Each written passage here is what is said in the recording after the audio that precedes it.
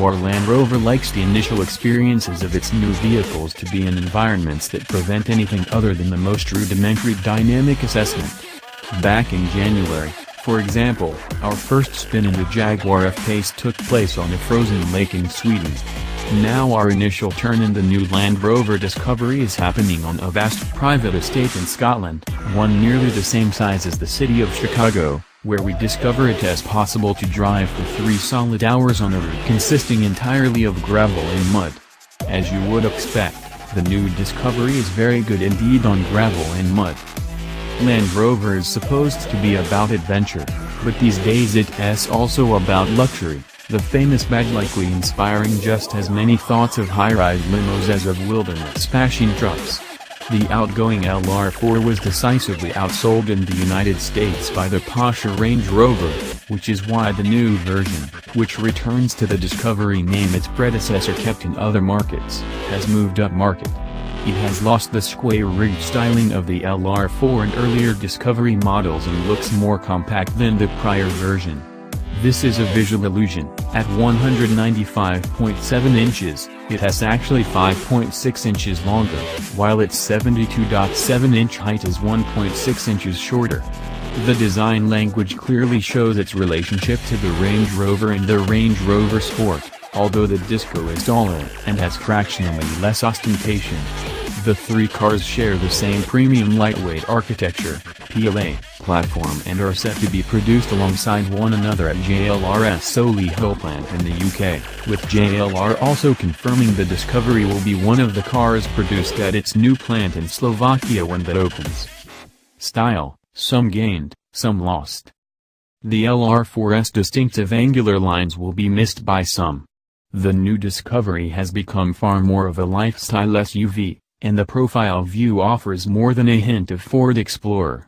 The rear is less convincing, with the liftgate now a one-piece unit. The LR4 had clamshell-style upper and lower panels, with a strange offset license plate location despite the vehicle's having lost the stepped rear glass of its forebears. This looked faintly ridiculous when filled with the gawky UK license plates on the cars we drove in Scotland. It's possible it will work better with more modestly proportioned US plates, but equally possible that it won't. The cabin is more convincingly upmarket, clearly aimed at buyers swayed by plusher rivals such as the new Audi Q7 and Volvo XC90. Material quality feels a magnitude higher than in the LR4. The Discovery uses the analog instruments from the Evoque and Discovery Sport rather than the full digital panel of the Range Rover, but in every other regard it resembles its more expensive siblings in fit and finish. There's plenty of space and ample seating adjustments in the front, with equally impressive room in back. Power folding third-row seats will be an option in the United States, with the chairs motoring themselves up from the cargo floor and back again at the press of a button. Land Rover claims that these rearmost seats are adult size, that would depend on finding particularly flexible, uncomplaining volunteers, although there's more room in the way back than in the third row of the Mazda CX-9, which we don't classify as adult-friendly. It is much more spacious and practical than either of Land Rover's other 7-seat offerings, the Discovery Sport and the Range Rover Sport. Making a move. The choice of powertrains for American versions reflects the Discovery's position in the middle of the Land Rover range.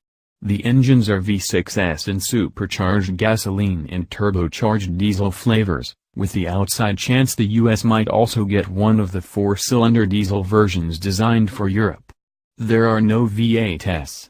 The gas V6 is basically carried over from the LR4, producing 340 horsepower and 332 pounds-to-foot of torque. The TD6 is the same engine as in the diesel-powered Range Rover, with 254 horsepower and 443 pounds-to-foot of torque. Impressive, but a measure off the 664 pounds-to-foot of the Europe-only Audi SQ7 TDI. We'd love to be able to give you a clue how these fared against Land Rover's performance figures. The gasoline Discovery's claimed 6.9 seconds 0 to 60 mph time makes it easily the quickest Discovery or LR4 variant yet, and we expect to better that by a bit. But with our test route slathered with axle-deep mud, rough gravel tracks, and the occasional rocky scramble, We didn't get a chance to confirm anything other than the Discovery's ability to launch itself on a slippery surface with a satisfyingly hefty shove. Our provisional assessment is limited to the observation that the diesel engine is nearly as refined as the gasoline version at lower engine speeds and suffers from less throttle surge when crawling off-road, its greater torque at lower RPM making it better suited to ultra-low speed progress. Traveling gently did give a good chance to see part of the Athol estates in Blair Athol, which also is the home to Land Rover Experience Scotland. The full estate covers 144,000 acres and takes in the sort of spectacular Scottish scenery that usually gets immortalized on shortbread tins. It belongs to the 12th Duke of Athol. Although he is South African, he retains the unlikely right bequeathed by Queen Victoria to one of his predecessors to have his own private army, the Athol Highlanders. The regiment is purely ceremonial these days, but we didn't risk angering any of its kilt-clad members by ripping up any of the tracks too badly.